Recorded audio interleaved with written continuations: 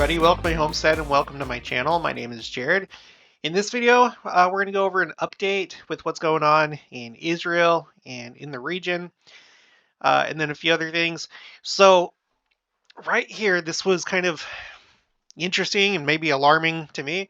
Iran foreign minister says embassies in Saudi Arabia, Iran to open within days. Ties seem to be growing between those two, which is not good for Israel. We have this Iran's foreign minister saying that Israel will collapse in the near future.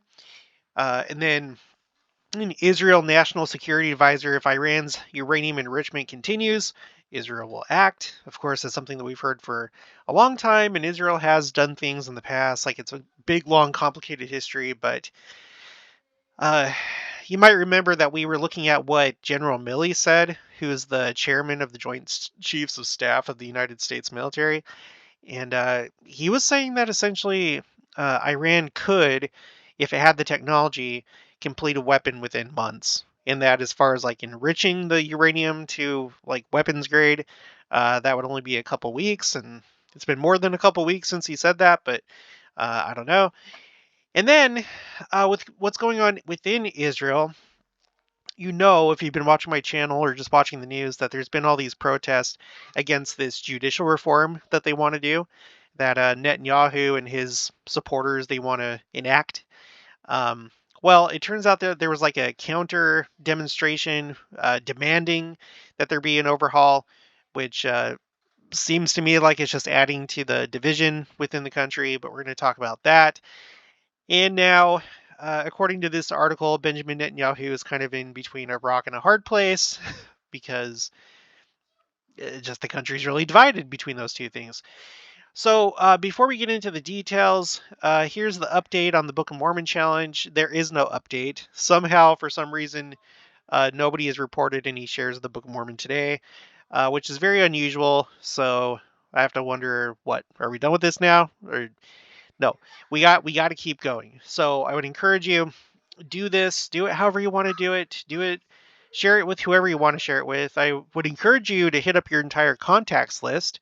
That's what I'm currently doing. And why haven't I done any within the last day? Well, that's a good question. It's a good question.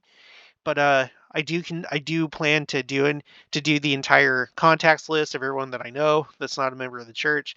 So I would encourage you to do the same thing on your phone, Facebook, Instagram, Twitter, just whatever, all the people that you know.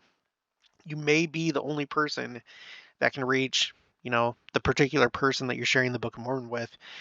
We actually tried to share. Oh, no, Jenica did one. That's right. Today, she tried. She made the attempt to give a Book of Mormon from the guy that we bought our Dodge Caravan from, the mechanic here in town. So I'm going to put this down as a share. Okay, so no, there has been progress today. Okay, we've gone up from 5,311 to 5,312. So good job, wife. So anyway, just make sure to share it and then let me know. Put it in the comments or send me an email. Keep it short and make sure to use hashtag flood so I can easily find it. And then also, before we get into these stories, one other thing. If you watched my previous video, I did a thing where I did like this timeline of all the different visits of apostles to Israel, prophets and apostles. Well, I decided as I was looking at the church newsroom, there were a couple stories of additional visits to other countries, and I was like, you know what? I like tracking things. I like using my spreadsheet, so I'm going to track that too. So I have changed the name of this spreadsheet to Timeline Country Visits. I'm going to have Israel specially highlighted like this so it's easy to see. But I just want to get a sense for like how much they're traveling, who's traveling, where they're traveling, what they're doing. So I'll occasionally give you updates on that. So these updated ones that I have right here, we have Garrett W. Gong in San Francisco talking with the NAACP over there. And then Ronald A. Rasband it seems that he's made a couple separate trips. First, one to Armenia, France, and Germany, and then the next one to South Africa. So that's what he's been doing. And then I did find this additional visit by Jeffrey R. Holland to Israel in 2015. So Jeffrey R. Holland, okay, so I know that he was there all the way back when the lease was signed, right here for the BYU Jerusalem Center. And by the way, I have a friend in Israel that was telling me about this, how they're a member of the church there in Israel, and they said that as far as like the 49-year lease goes, that's a typical thing in Israel. You don't typically own land. The government basically owns most of the land. There's very few people that have private ownership of land. So it's typical when you quote unquote buy a house or a building, you own it, the house or the building, the structure, but it's like you're leasing the land. In standard terms would be 49 years or 99 years, and that with the option to extend. Which that's like a similar thing as to what's going on here in my town. We have this lake just northwest of town, and it has a bunch of houses around it. But the way that those work is you get a 99-year lease. You don't actually own the land itself, just because it's high demand. So okay, so anyway, Jeffrey R. Holland was there in 1988, and now 2015, and then 2016, and then 2018, and I think that's his last visit that we know of. And he may have gone many more times other than that. So okay, so that's what I'm doing. All right, let's get into the stories. Okay, Iran foreign minister says embassies in Saudi Arabia, Iran to open within days. This is according to Jerusalem Post. This is a news story from today. Saudi Arabia and Iran will reopen embassies in each other's capitals within days. Iranian Foreign Minister Hossein Amir Abdollahian said on Friday in a sign of warming relations after the two countries closed their missions 7 years ago. That's an interesting number. Don't know if it's significant, but 7 years without embassies. Now that period is coming to a close. Um, let's read on. Their relationship started deteriorating in 2015 following the intervention of Saudi Arabia and the UAE in the Yemen war. After the Iranian-aligned Houthi movement toppled the Saudi-backed government and seized control of the capital, Sana'a. All right, so let's take a look at Yemen, just in case you don't know. There's been essentially a civil war going on there. Yemen is at the tip of the Arabian Peninsula. I don't know, is it the Saudi Arabian Peninsula? I'm not sure. Right here. And so Saudi Arabia had one government set up. Iran was backing another group. I don't know all the intricacies of the politics, the geopolitics, but Saudi Arabia on one side, Iran on the other side. And so that's been going on in Iran. So there's been conflict by proxy in Yemen between Saudi Arabia and Iran. It should also be noted that Iran is a Shiite Muslim country, and then Saudi Arabia is primarily Sunni. If I remember correctly, Saudi Arabia is very important because it has the two holiest sites in Islam, Mecca and Medina, right here on the west coast of the country. The third, which is not in Saudi Arabia, of course, is Jerusalem, in Islam known as Al-Quds, because of the Al-Aqsa Mosque, as well as the Dome of the Rock. So, okay, so before now, like if you missed it, if you haven't been paying attention, Saudi Arabia has mostly been aligned with the West, and actually, uh, relatively compared to other Muslim countries, um, friendly with Israel, so to speak. But it looks like that is changing. And it's changing because China decided to step in and broker these talks between Iran and Saudi Arabia, and now it looks like they're going along to get along. We talked about why. One of the reasons why is because the monarchy in Saudi Arabia, they're worried about maintaining power.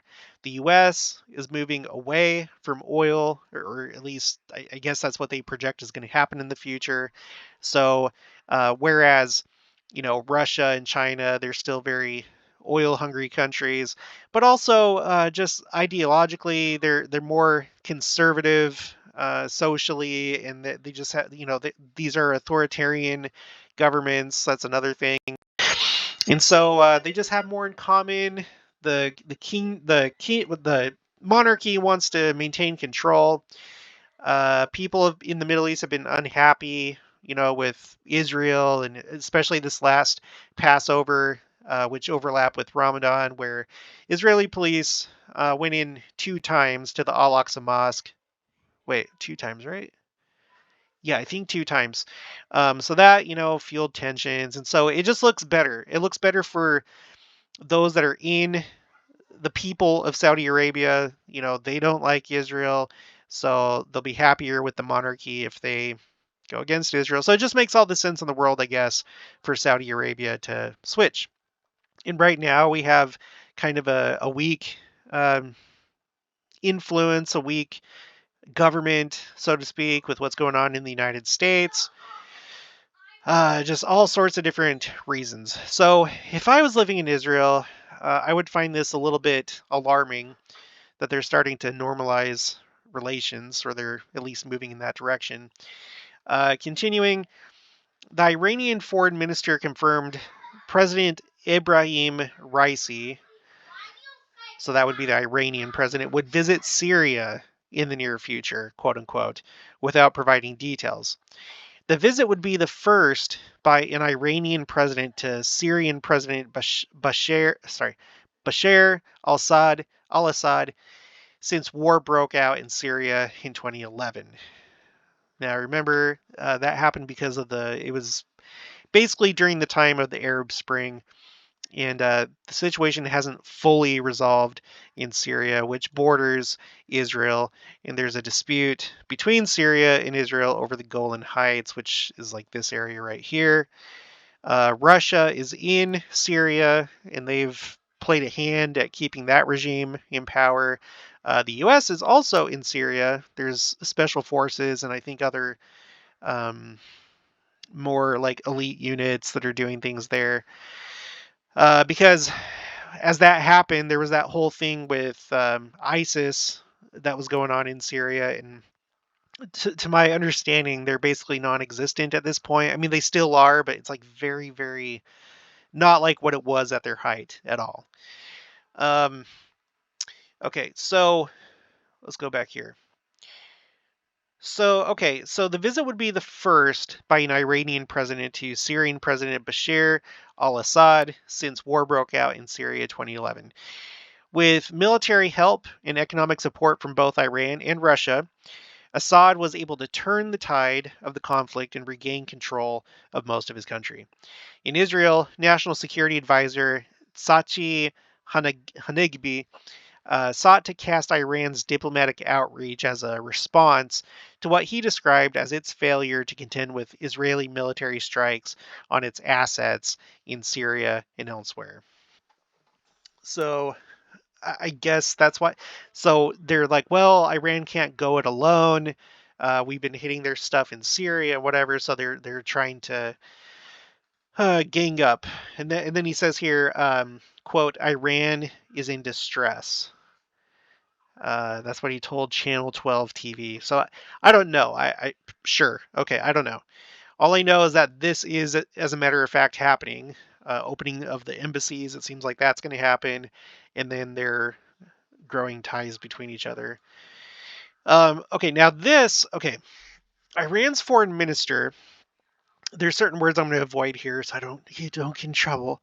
Iran's foreign minister, Israel's collapse is near. Okay, what's that about?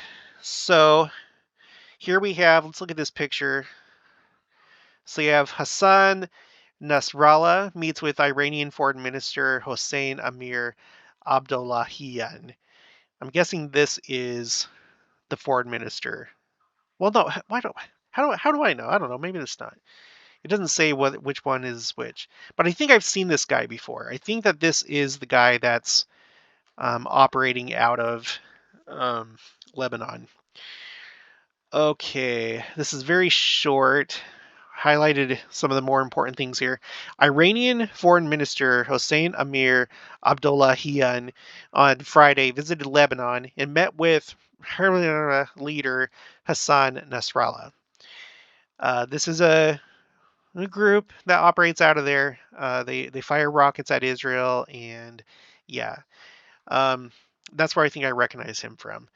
I think I've seen him in other stories. Okay, quote, I received accurate situation assessments from Nasrallah and confirmation that the Lebanese and Palestinian resistance groups are in the best condition they have ever been, end quote. Is that true? Is it not? I don't know. He could just be saying that for morale, for propaganda. I don't know. Okay, but continuing, he said, all positive developments in the region. So this is the Iranian foreign minister talking, and I'm sure he's alluding to Saudi Arabia, along with other things, Syria, I guess, I don't know. All positive developments in the region will lead to the collapse of Israel. Uh, Israel only understands power. Okay, we support the resistance and the fight against the Israeli enemy. Iran will stay with Lebanon even in difficult times. Our region is entering a new phase of cooperation. That is also a little bit alarming just to me as a layman. I don't know.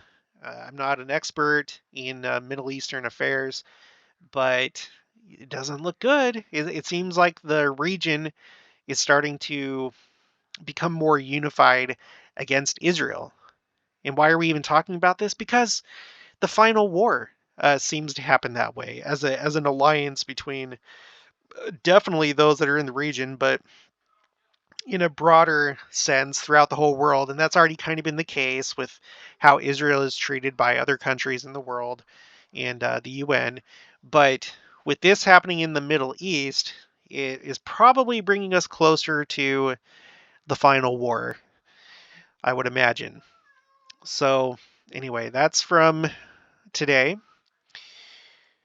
Okay, now this National Security Advisor, if Iran's uranium enrichment continues, Israel will act. Okay, so National Security Advisor Tsachi Hanegbi told or spoke to for heaven's sake, spoke to Channel 12 News on Friday and stated that if Iran continues to advance its nuclear program, Israel will not wait. Quote, if the intolerable uranium enrichment continues, Israel will act. Iran is in trouble. For several years, it has been unable to respond to the blows it has been receiving from Israel. Zero practical success. It is practically isolated. And what has been happening lately is that Iran sees that Israel is encroaching on it thanks to the promotions of relations with Morocco and the United Arab Emirates. We have already forgotten that there was a negotiation between Iran and world powers, which has in essence ended.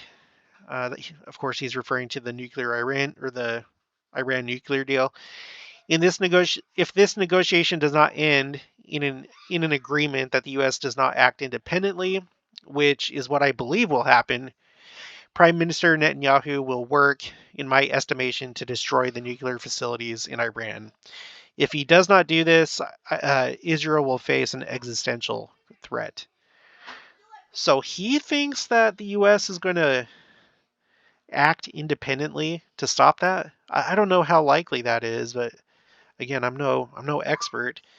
Um, amid the internal crisis in Israel, now that's referring to the like all this strife and contention and division and talk of civil war, even though I kind of don't think that's going to happen, but they've used that term um, in Israel over this judicial overhaul. Now, if you don't understand, if you want to know more about what that's about, like why this is causing such a stir in Israel, Rabbi Gerfine that I talk to every other week, he sent me this YouTube video. The Judicial Reforms, Crisis or Opportunity by Micah Goodman, in which this guy explains how Israel, like how they operate in a legal sense. Um, they didn't start with a constitution.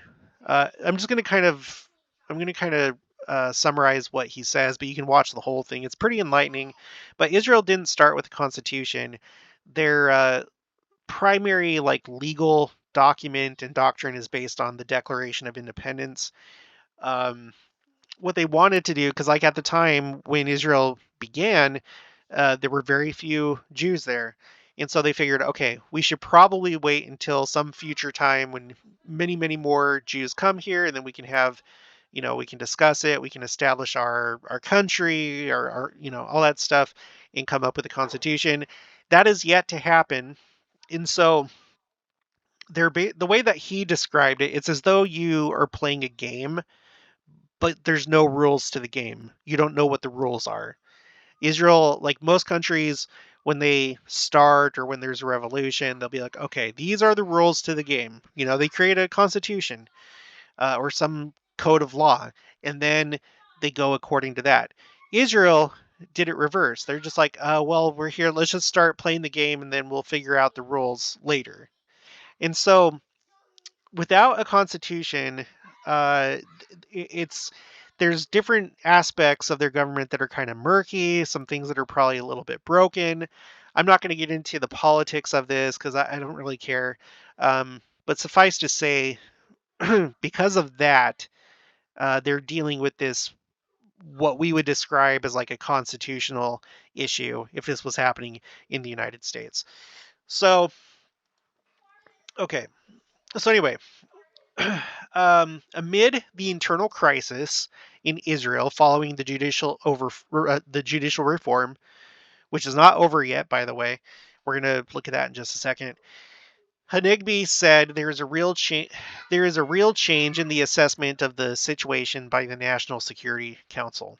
Quote, there is increasing boldness and defiance in all the arenas around us, with the feeling that the state of Israel is crumbling.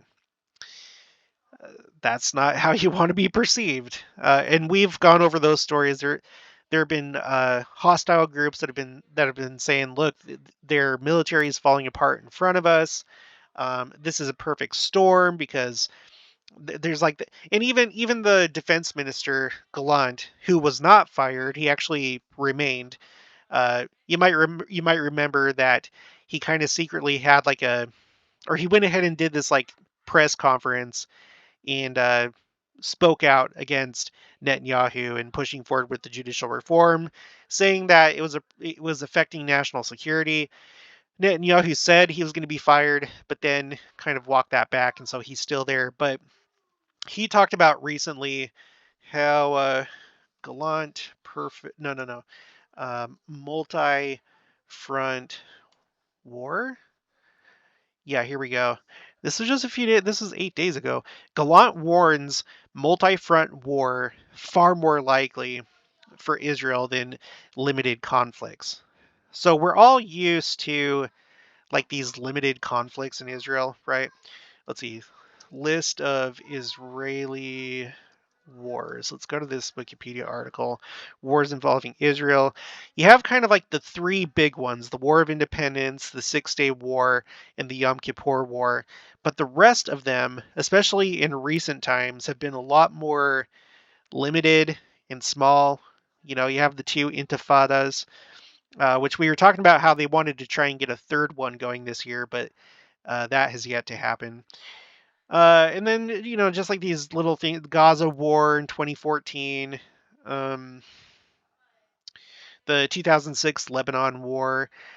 These were all just very small, very limited, relatively speaking, compared to these other larger conflicts in the past. So what he's saying is that this time right here, from like right here down to right here, this phase or this time in history seems to be coming to a close, and he expects that future conflict is probably going to be larger in scale and multi-front war. meaning, you have the different hostile groups that operate out of Syria and Lebanon and Gaza Strip. And then, of course, there's a couple that are in the West Bank itself.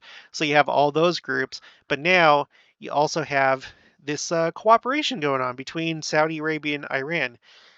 That gets a lot more speculative, but it's no secret that Iran definitely wants Israel destroyed. Um, anyway, things are kind of closing in.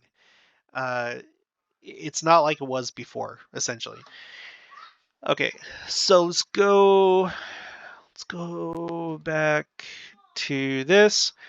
Okay, continuing with this quote by Hanegbi. The split in Israel is interpreted by our enemy as weakness. We will make it clear to them that there is no such weakness. We estimate that the crisis may lead to actions that were not considered before, such as the attack in Megiddo that failed. All arenas are deterred by war, but there is a chance that the conflict will escalate if it appears that Israel is in distress. And the attack that he's referring to in this very interesting place is there was, there was this that happened right here. And Amir Safardi, I do watch him from time to time. He reported on this on his channel of the same name. So anyway, you had this. It could have been a lot worse, but it wasn't. Thank goodness. Okay, so here is the article. Okay, now we're talking about the judicial reform. So here's this like counter demonstration. In show of force, 200,000 urge government not to abandon overhaul amid compromise talks. Masses of supporters of Prime Minister Benjamin Netanyahu's hard right government packed the streets around the Knesset in Jerusalem on Thursday evening, staging by far their largest rally yet, aimed at providing the coalition with public support for his plans to radically overhaul the judiciary in light of widespread opposition at home and abroad. So, I had not seen any stories up until now about demonstrations in support of the overhaul. Uh, all I've ever heard about is the protest against it, but now there's this for it in 200,000. Um, Around 1,000 buses were dispatched across the country to ferry participants to the rally, Channel 12 News reported, claiming that Netanyahu's Likud party and the far-right religious had invested hundreds of thousands of shekels in the event's organization. All right. On Thursday, the pro-overhaul crowd tilted noticeably toward younger religious Israelis, with a significant percentage below the voting age, and many of the buses bringing supporters from West Bank settlements. Because, like, if you're settling in the West Bank, then you're probably a little bit more daring and a little bit more zealous, I think you could say, in the cause of land and taking the land and stuff. Many participants carried the national flag, which has been widely adopted by demonstrators of the anti-overhaul protest. While Thursday's was the first rally of this magnitude by pro-overhaul activists, organizers sought to demonstrate that they represent the majority opinion on the issue, pointing to the overhaul efforts as an extension of the pro-Netanyahu bloc's convincing victory in the November 1 Knesset election, which allowed the Likud leader to form a homogenous 64-strong coalition in the 120-member parliament. So just like, hey, just remember we're the majority that put Netanyahu in office, so that's what their point of view is and what the message that they're trying to bring. So I'm not too interested over whether this is right or whether it's wrong. I'm more just looking at this in terms of, could this uh, be bad for Israel in terms of making their enemies see them as weak because they're divided? I don't know. I don't know. They're talking about it. I don't know. I guess we'll see. Okay, now the last thing I want to go over here. This is Netanyahu to reportedly face ultimatum from coalition if overhaul negotiations fail. The coalition being referred to is his own coalition, the people that support him in the government. Um, so, facing an ultimatum from his people if the overhaul negotiations fail. Okay, there he is. And again, just remember, I don't know what part he's going to play in the second coming, if any at all. I don't know if this is the last Israeli prime minister before Christ comes. I have no idea.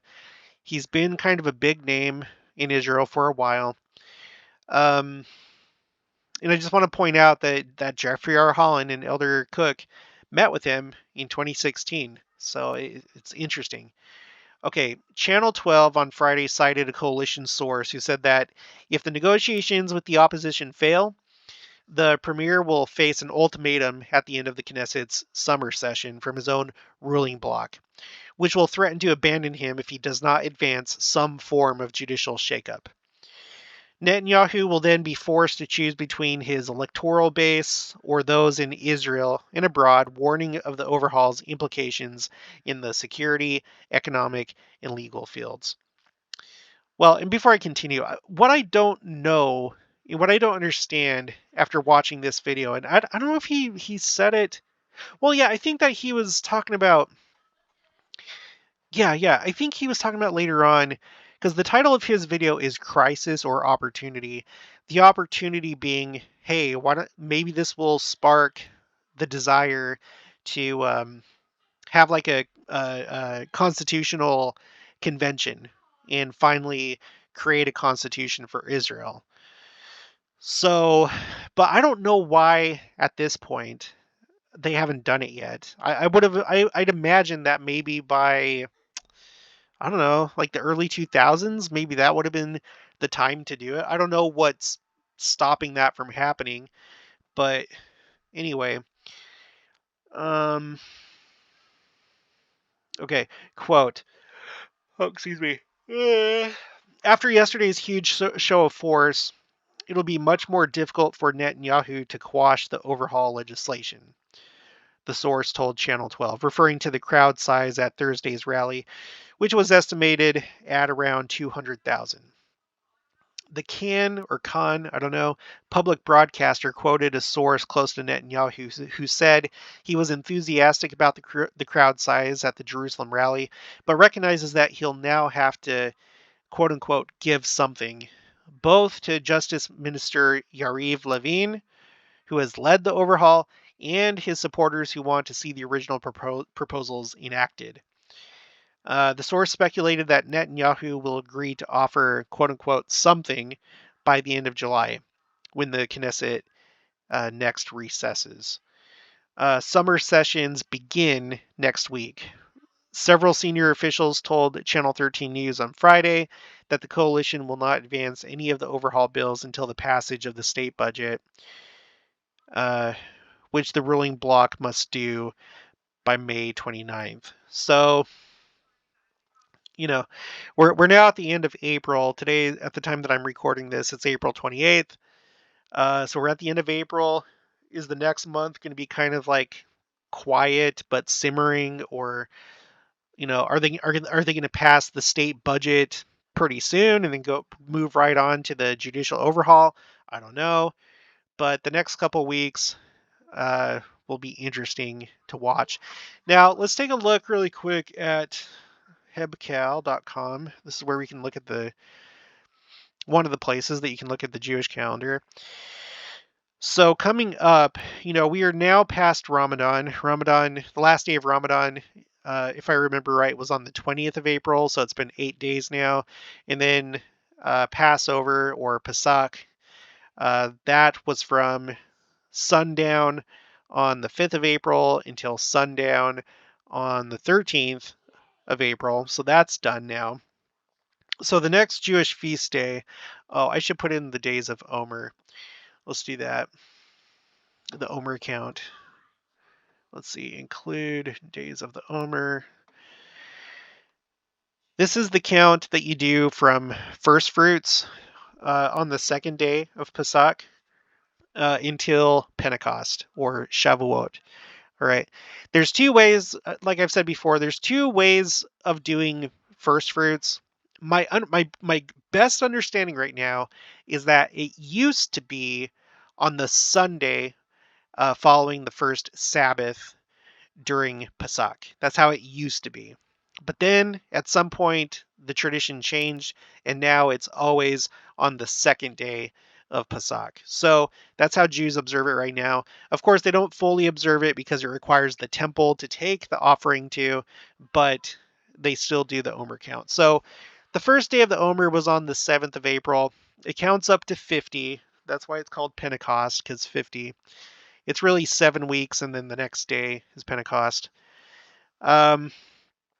So Pentecost is going to be, it looks like sundown on the 25th of May. Sundown on the 25th of May. So the reason why I'm pulling this up is because as we're talking about this judicial overhaul and stuff, I just, things happen on these holy days. They do. Joseph Smith received the gold plates on Rosh Hashanah. In the years previous, he met with the angel Moroni because he was supposed to do it every year. So 1 year it would land during the Feast of Tabernacles, otherwise known as Sukkot. Another year it would happen on Yom Kippur, Rosh Hashanah, otherwise known as the Feast of Trumpets. And then finally, he got the gold plates on Rosh Hashanah, which was very fitting, but I'm not going to go through all that symbolism right now. I've done it in the past. Just go to my Judaism playlist. Elijah came to the Kirtland Temple on first fruits, so that was significant. So we know that they seem to still be significant today. Now, it doesn't mean that something is going to happen every single year, every single time there's a Jewish holy day, but any time that one comes around, maybe something could happen. So we have this to look forward to. This is also known as the Feast of the Harvest, also the Feast of Weeks. And there's a lot of wheat imagery because this is like the time of wheat harvest. Like when you go back earlier in the year, around the time of Passover, the first fruits was typically a barley harvest, but by the time you get to Pentecost, it's time for wheat. So, and I'm going to do a video about Pentecost. I've already done one before, but I want to do like an updated one as to why this might be the time that something significant happens, specifically the cleansing of the world, the burning of the world. There's a reason why I think that could happen around this time, but I'll do that in another video. So let's see, what's today? Today's the 28th of April, so we're on the 22nd day of the Omer count. It goes up to 50, so we're almost halfway through. In a couple days, we will be halfway through. Okay, was there anything else? Yeah, so I don't know. And then just remember, as we zoom out of the region, there's all these other things going on. A weak United States right now. Europe is concerned about what's going on over here between Russia and Ukraine. China is an ever-growing threat and getting ever closer, I think, to their goal of taking Taiwan. And so we're kind of distracted right now by those things. And so that's not good for Israel if you need the United States to be focused on you and on this region. But only time will tell what actually happens. And let's just pray for peace. And yeah, and as updates come up, I'll let you know. But it looks like that's what things are looking like right now. Okay, that's going to be it for this one. If you haven't already, please make sure to subscribe, like this video if you liked it, leave your thoughts and opinions down in the comments below. Also make sure to share it, and I'll talk to you guys later.